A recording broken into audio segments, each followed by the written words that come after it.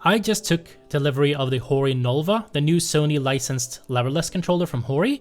I'll spare you the 5 minutes of fumbling with the box and I'll just show you what was in it. There's the NOLVA Leverless controller itself. There was a USB-C cable.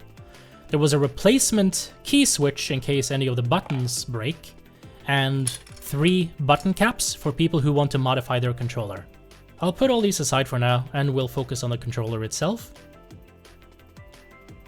This updated version of the NOLVA looks really good. There was a previous version with blue and white buttons which did not have this wavy pattern on the front.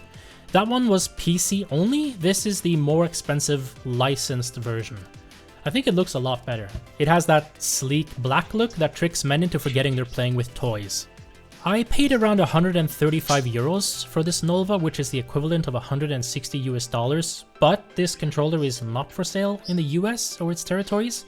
Don't know why, maybe Sony licensing is weird, maybe Hitbox is litigious, take your pick. It's about as big and as heavy as the Razer Kitsune, but I think the Kitsune has a full coating of serrated rubber underneath to keep it from sliding. For the NOLVA, you need access to these eject buttons in the back if you want to add or remove any of the optional buttons. So the NOLVA just has these 2 rubber strips instead of a full coating.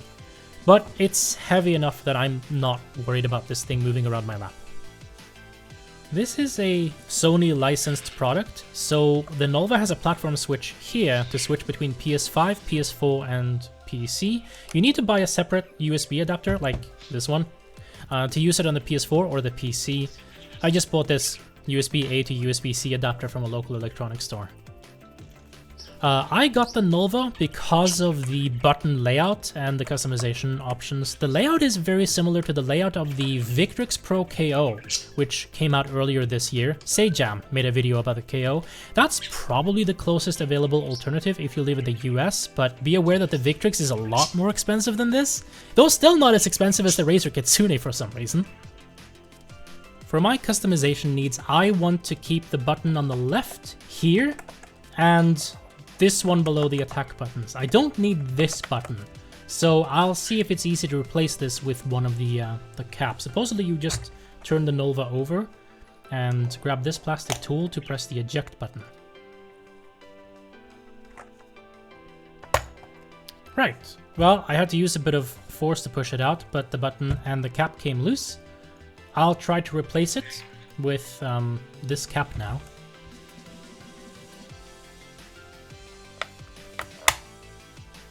Okay, that was pretty simple once I got it oriented.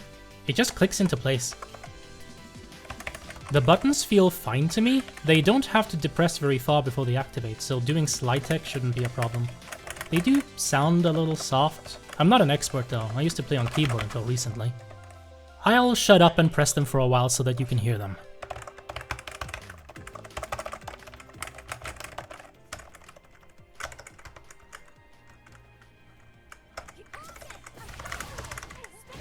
This does feel good to use, I have to say.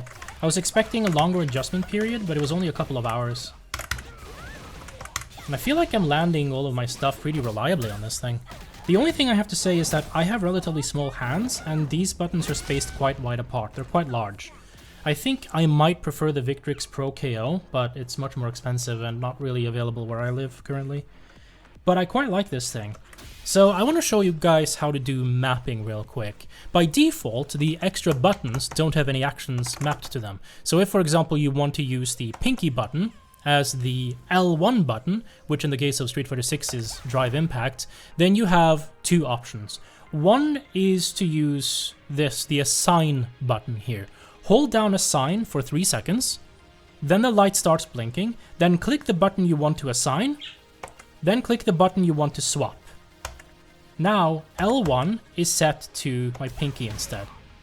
So that's one way to do it. The other way is there is an app for this, which you can use, which you can use for button testing, for example, like this.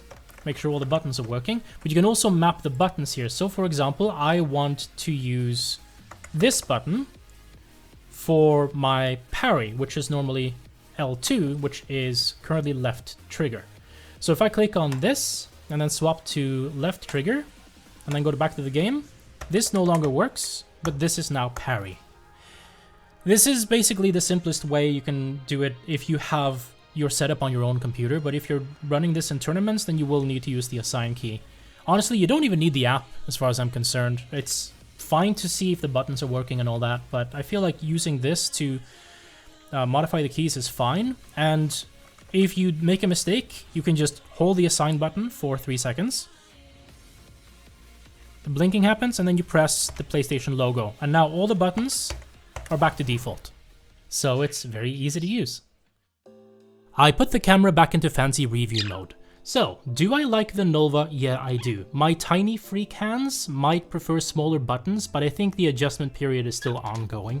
I think I'm going to be playing fighting games on this thing going forward. I really only have one more test to perform. You know, for completion's sake. Come here. What do you think, bird? What you think? Is it budgie approved? Okay. Test concluded. The NOLVA is also budgie approved. I think we've got a winner. Have a great night.